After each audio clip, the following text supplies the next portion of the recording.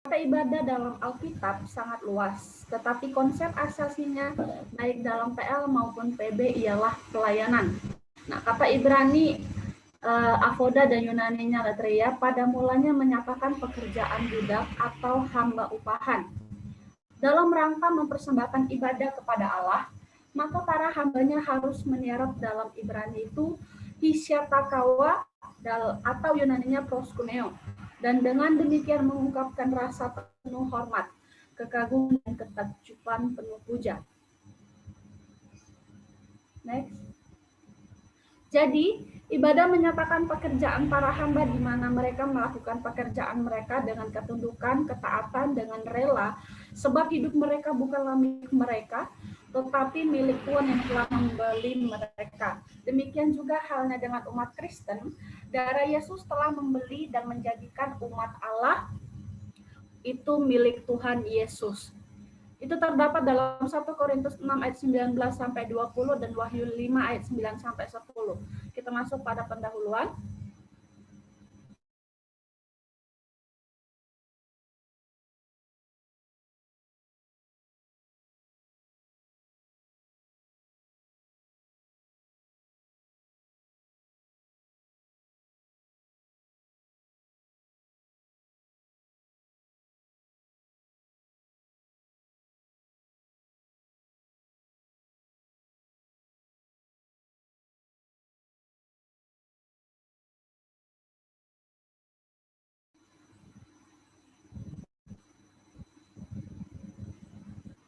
Nanti tolong ulangi pendahuluan.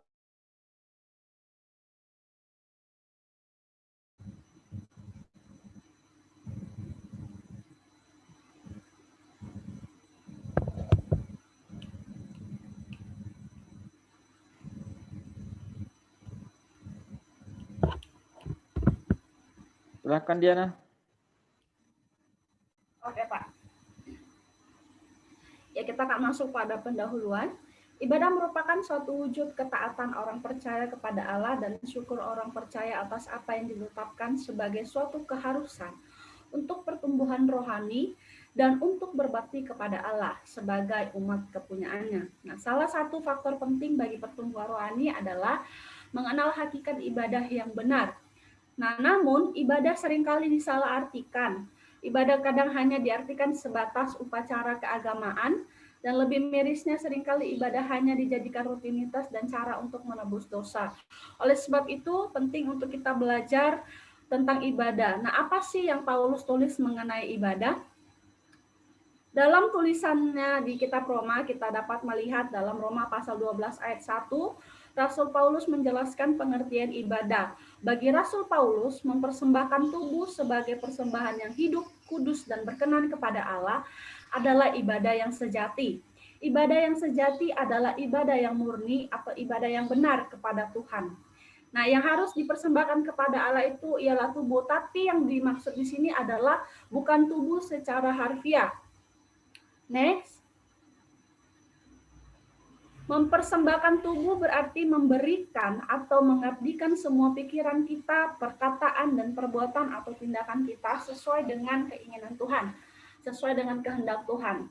Oleh karena itu, apapun yang kita pikirkan, semua yang kita keluarkan, setiap tindakan yang kita lakukan, semuanya harus benar, sesuai ajaran Tuhan dan berkenan kepadanya. Itulah yang dimaksud dengan ibadah yang sejati, yaitu memberikan diri kita sepenuhnya kepada Allah. Next. Perkataan hidup itu dipakai bukan karena kita sendiri memang tubuh yang hidup, tetapi perkataan hidup dipakai di sini dengan arti yang sama seperti yang bisa kita lihat dalam Roma ayat pasal 6 ayat 4, yaitu adalah hidup yang baru. Hidup yang baru itu dibangkitkan oleh Roh Kudus, dan karena orang percaya hidup bagi Allah, maka mereka telah mati bagi dosa. Jadi persembahan yang hidup adalah penyerahan diri kita untuk menempuh kehidupan baru yang menjauhi dosa dan menentang kuasa dosa itu. Persembahan itu disebut juga kudus, dengan demikian diungkapkan bahwa tubuh atau kehidupan kita bukan milik kita lagi. Sebab mempersembahkan korban berarti korban itu adalah milik Allah, seperti itu. Maka kalau orang percaya mempersembahkan tubuhnya kepada Allah, Hal itu berarti bahwa seluruh kehidupan mereka itu adalah milik Tuhan. Nah, untuk seterusnya mereka harus minta kepadanya apa yang menjadi kehendaknya mengenai kehidupan orang percaya. Nah, dengan demikian perkataan kudus itu mencakup pula arti suci. Maka kekudusan atau kesucian itu bukan bahan jadi yang langsung kamu seorang yang suci. Nah, kekudusan atau kesucian itu kita peroleh dengan Tuhan menguduskan kita, namun itu harus terus kita usahakan senantiasa. Ibadah dalam arti umum yaitu ketaatan dan perintah-perintah Tuhan dan pengabdian kepadanya. Dalam perjanjian baru, ibadah dalam bait Allah tidak ada lagi seperti imam-imam mempersembahkan korban. Seperti itu tidak lagi. Nah, yang tinggal justru ketaatan dan pengabdian itu. Itulah persembahan hidup dan kudus yang dipersembahkan orang percaya. Jadi ketaatan dan pengabdian itu dapat kita refleksikan melalui apapun yang kita pikirkan, semua kata yang kita keluarkan, baik setiap tindakan yang kita lakukan semuanya harus benar sesuai ajaran Tuhan dan berkenan kepadanya. Kita akan melihat dalam Korintus. Nah, dalam Korintus ini Paulus menyinggung tentang ibadah, yaitu bagaimana ibadah dilaksanakan. Nah, salah satu persoalan yang terjadi di dalam jemaat Korintus adalah masalah ibadah jemaat. Saat Paulus berada di kota Korintus, jemaat sudah melakukan ibadah sendiri walaupun mereka belum punya rumah atau tempat yang tetap untuk beribadah. Mereka juga belum mempunyai pemimpin ibadah dan tata ibadah yang jelas. Namun agaknya permasalahan ini datang saat Paulus tidak ada lagi di Korintus. Next. Persoalan ini berkaitan dengan esensi ibadah yang pada saat itu belum ada pola ibadah yang disepakati bersama oleh seluruh jemaat Korintus. Nah, jemaat mengalami kebingungan karena tidak adanya pola ibadah yang pasti sehingga memungkinkan beberapa orang tertentu dalam jemaat yang mengekspresikan dengan bebas karunia-karunia yang mereka miliki dalam ibadah. Seperti itu. Nah, dalam 1 Korintus pasal 1 sampai 11 Paulus menulis bahwa Paulus memperingatkan terhadap perpecahan di dalam gereja dan menekankan pentingnya persatuan di antara anggota gereja. Next. Ya, ibadah merupakan segala tindakan lahir dan batin yang sesuai dengan perintah Tuhan.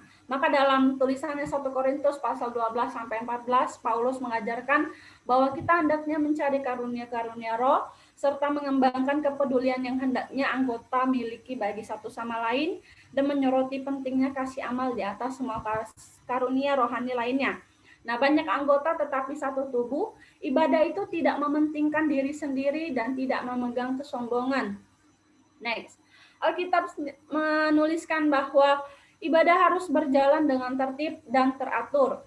Rasul Paulus memberikan arahan kepada jemaat Korintus agar ibadah mereka bisa berjalan dengan tertib. Nanti teman-teman bisa lihat dalam 1 Korintus pasal 14 ayat 40. Jadi keteraturan dalam ibadah bukanlah suatu pilihan, tetapi merupakan suatu bagian yang tak terpisahkan dari penciptanya. Karena Allah adalah Allah yang teratur. Kita masuk pada Timotius. Ya, teologi tentang ibadah meliputi pengertian berpusat kepada Allah dan Yesus Kristus, iman yang tulus ikhlas. Tujuan mewujudkan kasih dan bermanfaat bagi kerohanian dan kekekalan. Pusat ibadah adalah Allah, sedangkan jemaat adalah tiang penopang dan dasar kebenaran. Sebagai tiang penopang, jemaat harus menjunjung tinggi kebenaran agar dunia melihat terang Injil. Esensi kebenaran adalah Kristus sendiri. Next.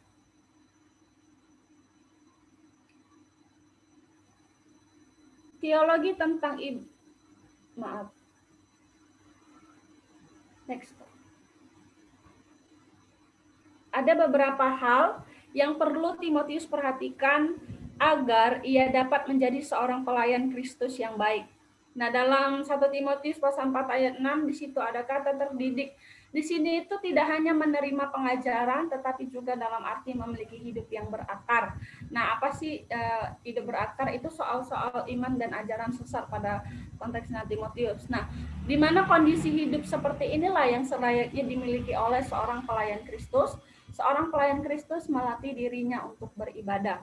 Makna dari kata ibadah di sini lebih menunjuk pada arti cara hidup yang mencirikan kehidupan Kristen sejati, tidak sekedar apa yang dilakukan di dalam tempat ibadah. Dalam 1 Timotius 4 ayat 7 sampai 8. Dalam 1 Timotius 4 ayat 8, ibadah ini mengandung janji dari Tuhan. Pengharapan pada janji itulah yang menjadi dasar bagi seorang pelayan untuk berjerih payah dan berjuang untuk melakukan pelayanan yang berkenan di hadapan Tuhan. Nah, semua ini adalah bagian dari disiplin seorang pelayan Kristus. Kekekalan di surga itu pernyataan Alkitab dan Yesus Kristus sendiri. Jadi ibadah penting karena berkaitan dengan kekekalan. Next. Ibadah juga merefleksikan rasa syukur manusia kepada Allah. Dalam kata Yunaninya ada charis, diterjemahkan bersyukur, maksudnya kasih karunia anugerah. Aku bersyukur kepada Dia yang menguatkan aku, yaitu Yesus Kristus Tuhan kita, karena Ia menganggap aku setia dan mempercayakan pelayanan ini kepadaku. Nah, jadi ibadah juga merefleksikan rasa syukur manusia kepada Allah. Terdapat ungkapan yang mengatakan gratia atau anugerah selalu melahirkan gratitude atau syukur.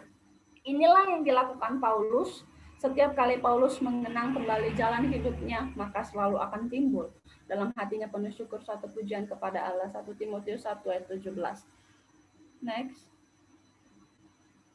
Ya, ibadah juga menghasilkan keadilan dari Allah. Kata Yunani yang digunakan di kaisune diterjemahkan keadilan, tetapi engkau hai manusia, jauhilah semuanya itu, kejarlah keadilan. Untuk memperlengkapi dirinya melawan rasa cinta pada dunia ini, Paulus menasihati Timotius untuk mengejar hal-hal yang baik.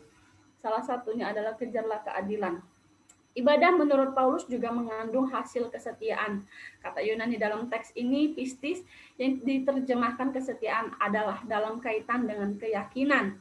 Tetapi engkau hai manusia, Allah, jauhilah semuanya itu, kejarlah kesetiaan dalam 1 Timotius 6 ayat 11. Kesetiaan mengikut Tuhan adalah memiliki hubungan erat dengan kekekalan. Kita masuk pada kesimpulan. Jadi kesimpulannya adalah ibadah adalah ketaatan dan penyerahan total kepada Tuhan. Ibadah yang benar tidak hanya dilakukan di gereja atau tempat ibadah, namun dilakukan di semua tempat. Karena ibadah terlihat dalam apa yang kita lakukan, katakan, dan kita pikirkan. Fasilitas dan tempat merupakan aksesoris yang tidak terlalu penting, bahkan situasi sekitar bukanlah hal utama dalam peribadahan orang Kristen. Jadi kalau hari ini ada yang bilang bahwa ibadah itu harus memiliki gedung yang besar, harus diperlengkapi dengan fasilitas yang cukup baik. Nah, itu benar, itu hanya untuk mempernyaman suasana ibadah, tapi itu bukan unsur utama dalam ibadah yang sesungguhnya. Makna dari kata ibadah di sini lebih menunjuk pada arti cara hidup yang mencirikan kehidupan Kristen sejati, tidak sekedar apa yang dilakukan di dalam tempat ibadah. Next. Ibadah juga merupakan pelayanan yang kita kerjakan untuk kemuliaan Allah. Paulus menasihatkan, apapun yang dikerjakan perbuatlah itu dengan segenap hati seperti untuk Tuhan dan bukan untuk manusia, dalam Kolose 3 ayat 23. Pelayanan yang kita kerjakan apapun bentuknya harus dilakukan dengan sungguh-sungguh. Ibadah berguna dalam segala hal karena mengandung janji baik hidup ini maupun untuk hidup yang akan datang, dalam 1 Timotius 4 ayat 8.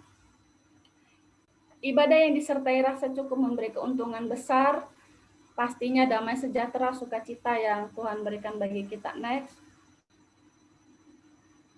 Nah, ibadah merupakan penyerahan total. Oleh sebab itu, kita harus meninggalkan kefasikan dan keinginan-keinginan duniawi agar hidup kita menjadi bijaksana dan menjadi teladan bagi orang lain. Waktu kita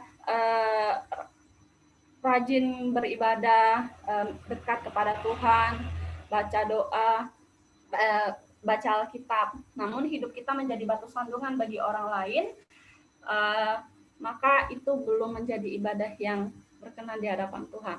Nah, beribadahlah kepada Allah dengan penuh ucapan syukur dan menurut cara yang berkenan kepadanya dengan hormat dan takut, dalam Ibrani 12 ayat 28. Nah, ayat penutup bagi kita semua ada dalam Ibrani 10 ayat 25. Janganlah kita menjauhkan diri dari pertemuan-pertemuan ibadah kita seperti dibiasakan oleh beberapa orang. Tetapi marilah kita saling menasihati dan semakin giat melakukannya menjelang hari Tuhan yang mendekat. Tuhan memberkati. Terima kasih. Jika ada pertanyaan, saya persilakan. Untuk kekurangan bahan, saya mohon maaf. Ya, silakan yang mau bertanya.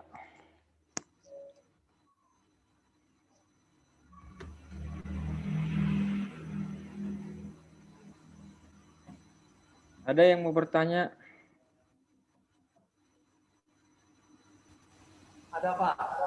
Ya, silakan, silakan.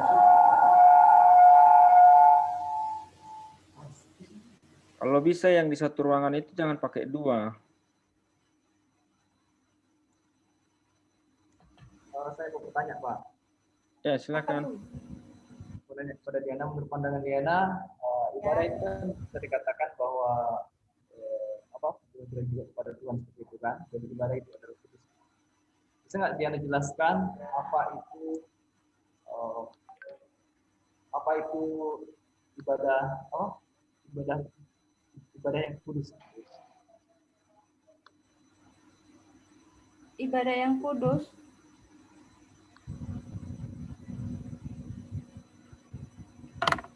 Dalam slide